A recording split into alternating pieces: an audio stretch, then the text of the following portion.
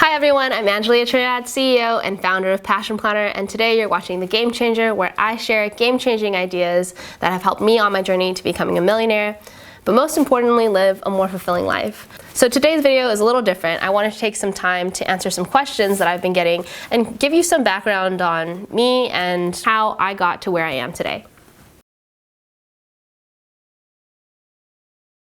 I didn't really imagine too far into the future of what I wanted to be when I was younger. I knew I wanted to be an educator in some way, shape, or form. I always wanted to be a teacher. And I also knew I wanted to be an entrepreneur.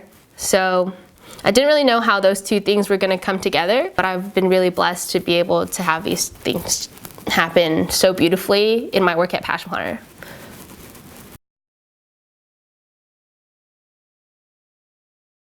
So I guess technically I'm an entrepreneur, but I think I'm an educator, an entrepreneur, and an artist kind of put into one. I learned about entrepreneurship actually working with my aunt, who owns a wedding flower shop. So she owns a wedding flower shop here in San Diego. It's called Tess Fresh Flowers, if you ever, or Tess Silk and Fresh Flowers, if you ever want to get flowers in San Diego. And I actually started working for her at a really young age. So I started working for her, I think when I was like around 16, whatever the legal age was. But I was just helping like organize things. My first job was to organize ribbon, and it was a lot of ribbon. And soon enough, I was interviewing brides for their weddings. So I would sit down with brides and talk to them about their ideas of what flowers they wanted at their wedding, and they would bring me pictures and I'd give them quotes, and this was at 16. And I'm Asian, so I look like I was like 10. So a lot of people would be really surprised and shocked about my knowledge and my professionalism. And I think in that space, I really learned to think about what people's needs were and how I could also help them navigate a very big problem and come to a simple solution with confidence. And it also taught me a lot about money. It taught me how you can make money by creating things that people find valuable and add value to their lives. It also taught me about pressure. When you work in weddings, you work in one of the hardest industries out there because everyone has an idea of what their wedding's gonna be like, and it's something that people put a lot of money into. So I was shown at a very young age that you can make a lot of money by providing a lot of value in a very demanded market. We do like 7 to 11 weddings a weekend. So it was a lot of juggling, a lot of balancing, a lot of planning, a lot of execution in a high pressure situation. And it really taught me a lot about learning how to make a plan and execute it in a very timely and professional manner. So, yeah. Also, my aunt wasn't very tech savvy at all when I first started working for her. She did everything manually on carbon copy, like actual carbon copy. You'd get like a piece of paper, and if we lost the paper, we were completely screwed, because then most of the time people would lose their paper. So that problem was happening a lot, and I actually convinced her to get her first computer and taught her how to use email. And one day she asked me to build a website for her, and I had no idea how to build websites. I just knew how to make a Zanga. If you know what a Zanga is, then you know. And I knew how to build a Zanga. And then I asked one of my friends if he knew how to build a website. He referred me to Squarespace, which was a great help for me, and I learned how to build a website. And it's something that I did over the summers when I was in college to make money too.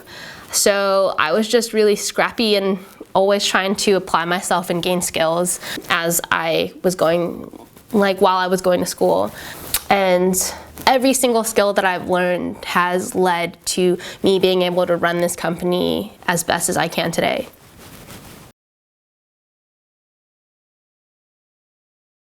So I don't really feel like I make very many sacrifices. I know I make choices. I really believe that every single choice has a pro and a con. So for me, I feel like whenever I make a choice, I am making some sort of sacrifice, but I'm choosing the opposite of that sacrifice, if that makes any sense. For example, me coming out was a big choice that I made, and with that choice came, I guess, sacrifices or just things that I had to trade off. So whether that be people that didn't like me or people that didn't want to buy the planner anymore, and those were just things that I know would happen.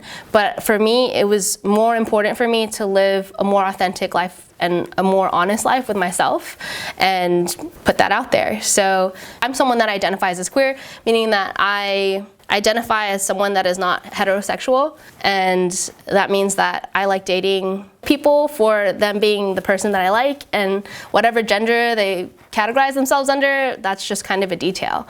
So that's how I see sexuality and gender. So that's an example of a sacrifice that I've made, but again, I think it's more of a choice. So I've read lots and lots of books. I think I've probably read now 300, like personal development, self-help, small business, accounting. I don't know, like these kinds of books, I've read a ton of them. And one key nugget is action cures fear. This idea that when you put action into something, it'll cure the things that are creating anxiety and fear in you. And that might be even a small, tiny action. And for me, that's something that I've lived by. I've entered spaces where I feel like I'm the only person, and I'm the only, like, I've been to conferences where I'm the only woman of color, or I'm the only queer woman of color. Sometimes I'm the only woman. And I think that in those spaces, I tell myself action cures fear, and I need to speak up. I need to represent this community as best as I can, because even as an introvert, I think it's so hard for me to do it, but I need to tell myself action cures fear, and then I tell myself 1, 2, 3, F it. I literally say 1, 2, 3, F it, and I raise my hand. And I do the thing that scares me the most, because I know that I need to claim my space, and that's why I'm there. So I think that is my favorite piece of advice.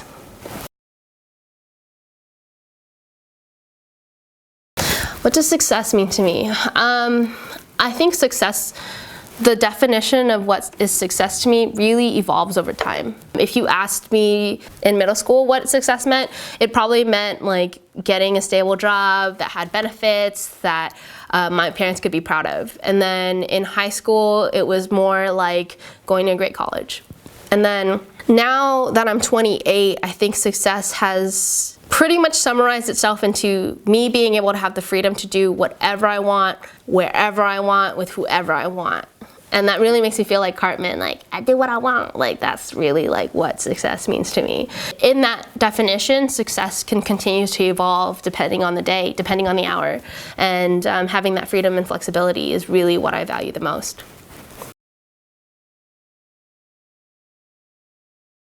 I think one of my greatest successes have been being able to provide my whole staff with full medical, vision, and dental health benefits. Because for me, one of the biggest things that my mom would ask me was, when are you gonna get a job with benefits? Even after I had made my first $1 million, my mom asked me, when are you gonna get a job with benefits? When I was able to do that, not only for myself, but for the rest of my team, that was like one of the biggest accomplishments that I feel like I have ever been able to reach.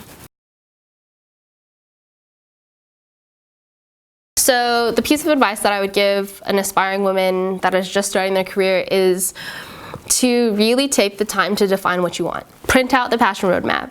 Write out what you want to be, do, and have. Write down the things that nurture you, that make you feel more energized, and see what kind of things those are, and then align your career path and hopefully incorporate these things into that career path. I think also exploring different careers. I don't think that you need to figure it out in your first go. It's kind of like thinking that you're gonna fall in love and marry and be forever with your high school sweetheart or the first person you've ever kissed. That's like not realistic at all, and I think that's the same thing for careers.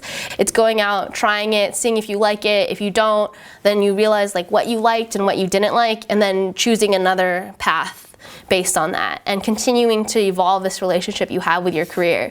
Because you really need to think, like, your career is going to take 8 hours of your life every single day. That is a third of your life.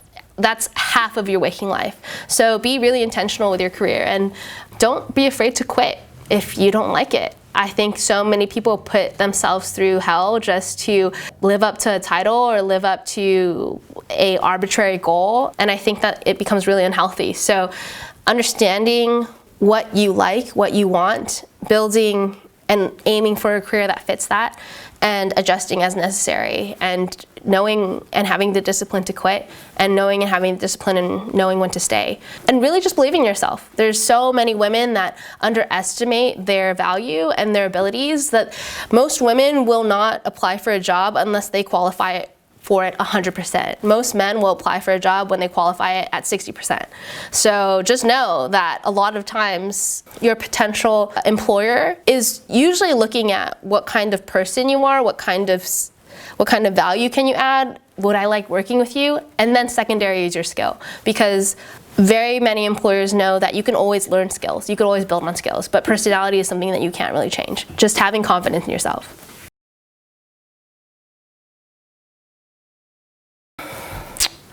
That's hard. I don't know. For the people that I surround myself with, and the people that I love, that I just made their life better in some way. I'm gonna cry. And I think that, oh gosh, I'm gonna cry. It's gonna be like an ugly cry. And I think that answer comes from like one of my best friends passing away. No. And like me thinking about like why I cared and loved this person so much. And it's because he just made my life better, and he just made my life happier. And that was pretty much, I think, I don't need to leave people money, which I probably will, but I don't need to leave people things or ideas. I just need to make them feel a little happier. And yeah, thanks Josh for that.